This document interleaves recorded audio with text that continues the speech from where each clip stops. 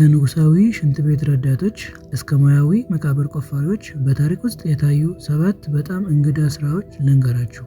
አንደኛ ላይ ያለውን ስራ እናንተ ብትሆኑ ትሰራላችሁ ነበር? ቪዲዮውን እስከ መጨረሻ ተከታተሉት። 7ኛ የሰው ማንቂያ ሰዓት። አለርም ከመፈጠሩ ከረጅም ጊዜ በፊት የሰው ማንቂያዎች ነበሩ። በ1800ዎቹ የኢንዱስትሪ ሰራተኞች የእጅ ሰዓት መግዛት አይችሉም ነበር። ስለዚህ እንዲቀሰቅሷቸው ሰዎችን ይቀጥራሉ። እነዚህ ቀስቃሾች በንጋት ላይ ረጅም የቀርከሃ ዘንግ ይዘው በመንገዶች ላይ እየተጓዙ ሰራተኛው ፊቱን በመስኮት እስኪያሳያቸው ድረስ መስኮቱን ያንኳኳሉ። አንዳንዶቹ ዘንግ አይጠቀሙም ነበር። በምትኩ የደረቅ አተር በትንሹ ቱቦ በመንፋት ከፍ ባሉ ፎቆች ላይ ባሉ መስኮቶች ላይ ይተኩሱ ነበር። ታዲያ ቀስቃሾቹን ማን ይቀሰቅሰዋል ብላችሁ ካሰባችሁ አብዛኛው ጊዜ ሌሊቱን ሙሉ ሳይተኙ ያድራሉ ወይም ሌላ ቀስቃሽ ይቀጥራሉ። 6ኛ ግርፋት ተቀባዩ። በመካከለኛው ዘመን በአውሮፓ የንጉሥ ልጅ መሆን ህልም ነበር። አጥፍቶ ካልሆነ በስተቀር የንጉሣዊ ቤተሰብ መምህራን ልዑሉን መምታት መብት አልነበራቸው። ነገር ግን መቅጣት ነበረባቸው። መፍትሄው ግርፋት ተቀባይ ልጅ መቅጠር ነበር። ይህ ልጅ ከልዑሉ ጋር እንደ ምርጥ ጓደኛ አብሮ ያድጋል።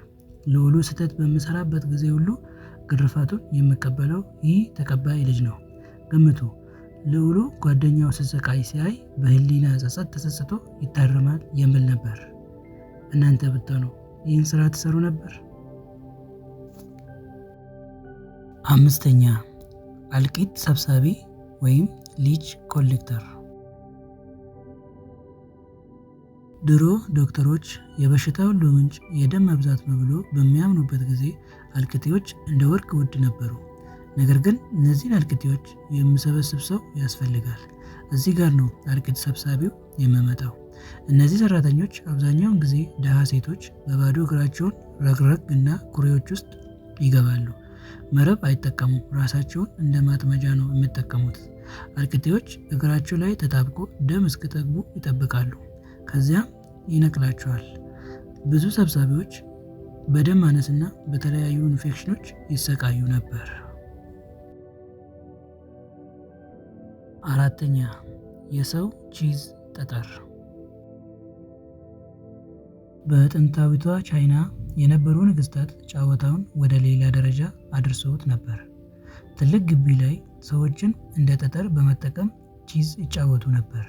እነዚህ ጠጠሮች ከባድና ድንቅ ልብሶችን ለብሶ ለሰዓታት በፀሐይ ስር ሳይንቀሳቀሱ መቆም አለባቸው።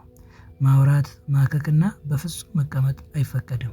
ጠጠሩ ከተበላ ወይም ከተያዘ አስደናቂ የሞት ትዕይንት አሳይቶ ጨዋታው እስኪያልቅ ድረስ መሬት ላይ መተኛት አለበት። እስቲ አስቡት፣ ይህ ጨዋታ ሳይሆን ስቃይ ነው።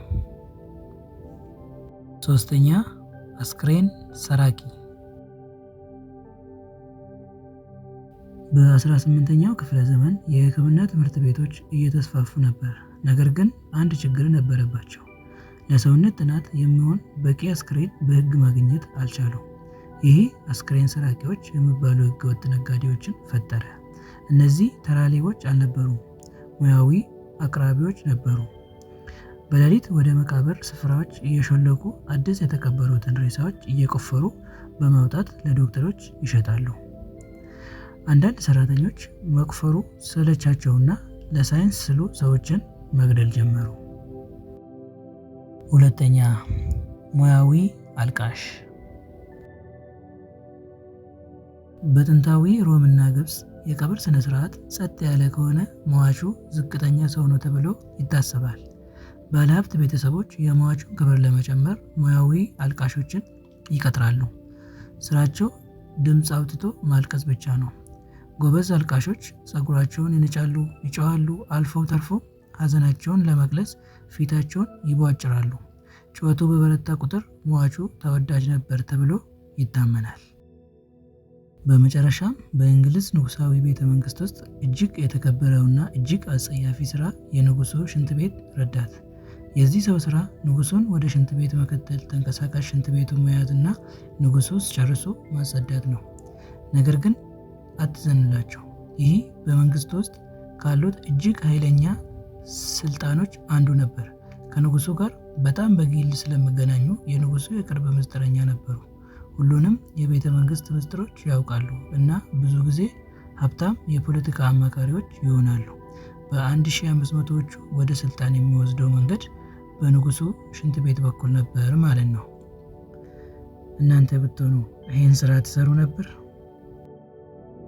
ታሪኩ ዝም ብሎ እንግዳ ብቻ ሳይሆን የሙሉ ጊዜ ስራ ነበር። ከነዚህ ውስጥ የትኛውን ለአንድ ቀን መሞከር ትፈልጋላችሁ? እኔ ግን ዩቲዩብ ላይ ብቆይ ይሻለኛል። በዚህ የታሪክ ጉዞ ከተደሰታችሁ ላይክ በማድረግ እና ሰብስክራይብ በማድረግ አብረን እንቆይ። በሚቀጥለው ቪዲዮ እንገናኝ። ሰላም ሁኑ።